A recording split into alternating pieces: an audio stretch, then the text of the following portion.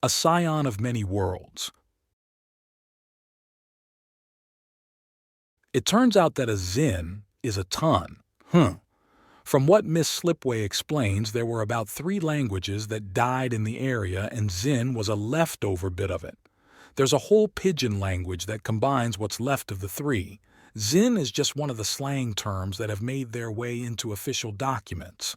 The local grain is effectively wheat and barley, and the fruits include those melons he had enjoyed at the Aridus Valley, and numerous forms of berries and some crabapple-like things. Apparently they make great preserves. Thankfully, working in tons with the amount of metal that Miru produces is easy. It took just a day to gather everything up and start things being divvied up. A few scholars from the Star Seekers and Grandmother Bell was enough logistical power to get everything moving.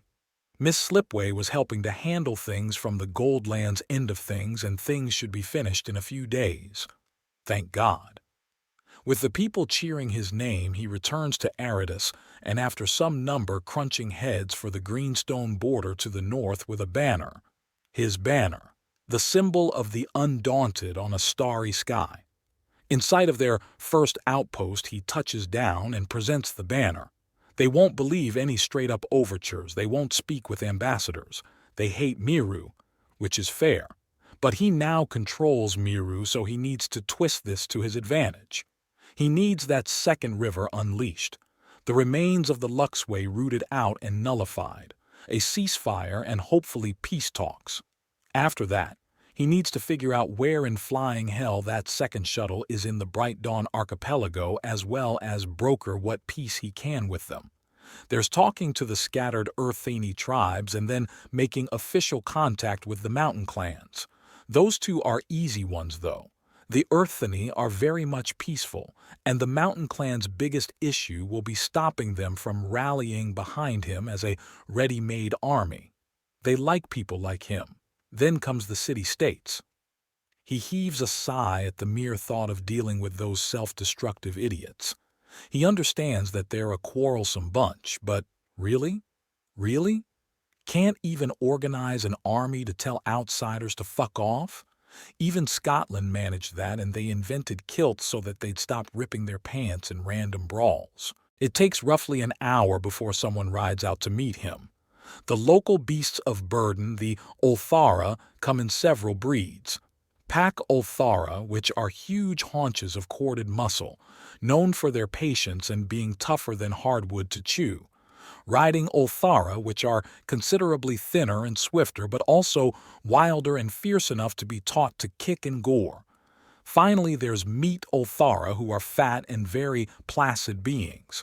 The creatures tended to numerous earth tones in their pelts and have thick hides resistant to damage. Their spiral horns are forward-pointed and grow endlessly, easily snapping off in an opponent's body without harming the Ulthara, and due to its nature with numerous hollow points sticking out the sides, bleeding out its opponent. Even a rake to the side can open someone up like a toy. The Meat Ulthara have their horns pared down regularly. All told, they would be nasty if they weren't easy enough to tame. Get them young and you're the herd leader to them, allowing you to breed them and tame them with ease. Still, the Ulthara equivalent of a war horse, riding out with what appears to be a full-on knight, shows that he's being taken seriously. Then out of nowhere, the knight suddenly rears back on the reins and the beast gives out a screeching wail. So it has elk-like vocal cords. That's freaky as hell. As the knight collects herself in her shock, he regains his own attention as his mind tries to drift away at the fact that he's more intimidated by the local horses than of the heavily armored and trained warriors riding them. "You're a big one," the rider says. "I eat my Wheaties. I'm here to talk," Jasper says. "I don't recognize the banner. Are you from the Aridus Valley?" the knight asks, and Jasper sort of shrugs. "It's complicated. I do have a great deal of support from the Star Seekers of Aridus, but I represent another force that is coming. The Undaunted," Jasper explains, and the knight flicks up the visor on her helm to examine him again. He can now get a good look at her. Air Irumenta, distinctive scar across the face. Girl's been through some shit. The Orthani go to war? The knight asks incredulously. I'm moderately certain I'm the only Orthani in the whole of the Undaunted. Consider me a forward scout that's called the rest here to effect a rescue. A rescue? From what? Whom is in danger? Wait, why are you standing on the Miru border? In order. Yes, a rescue. From the loss of the Age of Miracles. All of you are in danger but don't know it. I stand on the Miru border because I conquered them. You conquered Miru? She asks, and he nods before pulling the crown out from where it was tied to his belt. Took the crown, broke the throne, and sent the Empress to her room like a naughty child, he says before tucking the crown back into its place. She levels her spear at him. After the stunt he pulled with Lady Iridescent, he does not fear the pointy stick. I will not allow you to add greenstone to your domain. We have worked too hard and too long to listen to anyone ever again. Relax, child. I am here to broker peace and trade, not conquest and bloodshed. I wish to talk, which is why I am approaching from the front with the truth rather than sneaking in through the sides to whisper into the ears of others. Jasper explains, letting aside the small sticking point that if this starts to crash and burn, he'll be the one burning things down before they get out of hand. You think me a fool? Yes, but so is most everyone on this wretched ball of dirt known as Lacrin. I'm here to make sure Greenstone doesn't self-immolate before help arrives. Help? You're here to help us? She demands. I am. You have lost your history, your language, and your knowledge. The Undaunted are coming to return all these things to you. Our history is about being abused by the darkness and the light. We don't want it. We're heading for the future. And how will you reach it without learning from the past? He asks, and the spear is pressed against his breastplate in an attempt to intimidate him. Nothing from the past. Nothing to hold us back. She screams at him. The sheer stupidity of that creed actually leaves him flabbergasted. How the fuck does this woman even maintain her armor? He mutters under his breath. She catches it anyways, and the spear scraps up along his breastplate and skips off to poke him in the neck above both the gambeson and chainmail. You disgusting wretch! You're just the same as the rest, aren't you? She demands, and he grabs the spear, reinforces his skin and fur with axiom, and then snaps the weapon by driving it into his throat. She lets go of the shaft in shock, and he reduces it into wood chips between his claws. Let's start again. I am Jasper Emmanuel Skitterway Blue. I have conquered Miru, formed a trade alliance with the Goldlands, have been named the Martial Master of the Star Seekers of Aridus Valley. I hold alliance with the Grand Midwives and their blessing to wage war. I am the forward scout and representative of the Undaunted upon Lacrin, and would treat with Greenstone or conquer it. Shall we speak or shall we slaughter? She just stares at him in shock. He holds her gaze and returns it as she gapes, and he eventually sighs. You know what? I'm just going to the capital. It's clear you have neither the training nor mental fortitude to deal with a situation like this. He says, holding out a claw, and the pieces of the shattered spear fly up to reform. He hands the weapon back and takes off into the sky as the knight stares in shock after him. It doesn't take long for him to arrive. The biggest concern is not tearing his banner as he moves. However, things still aren't going according to plan. The city is deserted when he arrives, overgrown with weeds growing up between the cobbles and vines covering the buildings, slowly tearing them down as nature inevitably wins, as it always does. It can't be. The knight on the border was in shining, polished armor. Vanity aside, that takes work and resources that have to come from somewhere.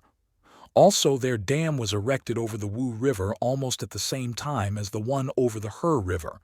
There's the sound of something scuffling around, and he focuses on his antenna to notice that whatever it is, it's warm-blooded, fur-covered, and four-legged.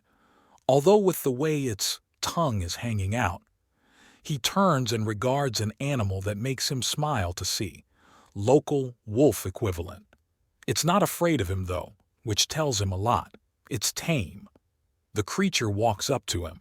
It has much more prominent claws than a wolf or dog, so it's likely a digger of some kind.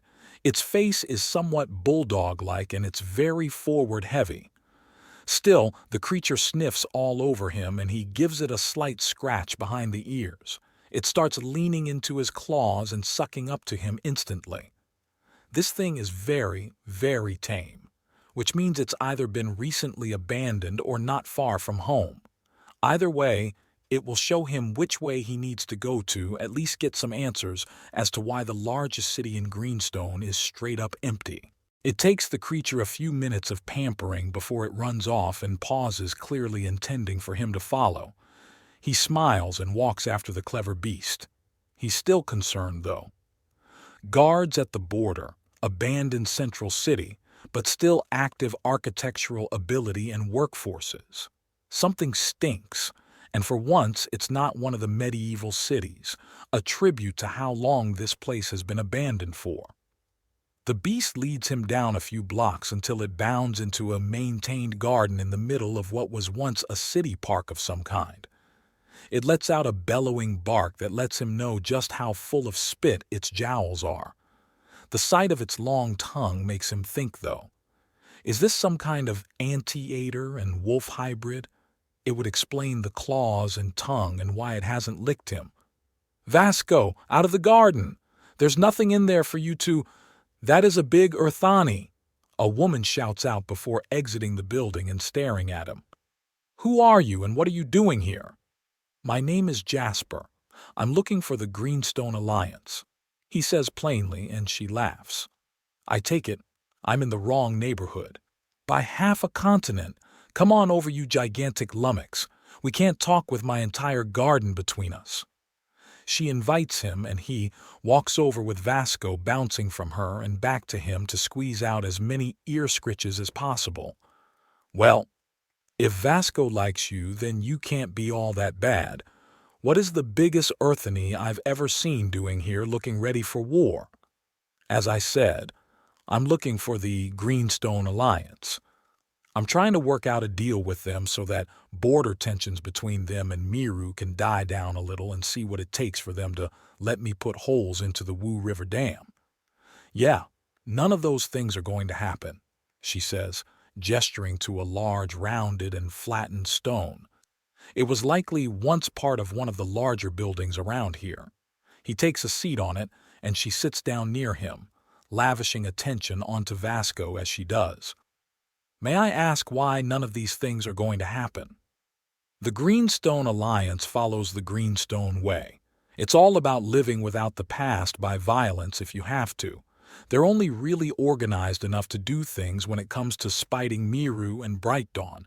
Their whole philosophy is nothing from the past, nothing to hold us back. So it was a religious chant the night was barking. Great. So talking with them and even just getting them to agree to stay on these sides of the mountains and let me put holes in that dam is too much, isn't it? You can try, but be ready to duck, big girl. They'll be throwing things at you. Guy, actually. I'm a male. Really? I didn't know thinking beings could have males. It was something lost in the age of miracles. But with me being here, it's a pattern that's slowly going to break, Jasper admits as Vasco jumps up on him to beg for more attention. The goofy beast gets it. "Oh, tall promises, can you keep them big? Guy, is it? I remember from my mother's language lesson something about that." "Big guy works, yes," he answers. "So there's unlikely to be any negotiations with the Greenstone Alliance?" "Yes. Those that don't want to live like those idiots are like me, homesteaders and farmers. Unfortunately, the rest of the so-called alliance keeps squeezing us for protection, as if the thing we don't need the most protection from is them. I'm going to need to see this for myself, Miss Liar. Grace Liar." "A pleasure. I am Jasper Emmanuel Skitterway Blue," Jasper responds, holding his hand out to her. She shakes it and he smiles. If you'd be so kind as to tell me where I can find the Greenstone Alliance, I'd be appreciative. I either talk some sense into them or I get into a fight and leave them broken. Either way, it sounds like a win for you. It does. The place you're looking for is Girvan Lake. It has some of the purest water in the country and pours down from the border mountains. They're making a new city surrounding it, but not doing too well. Thank you. That helps me enormously.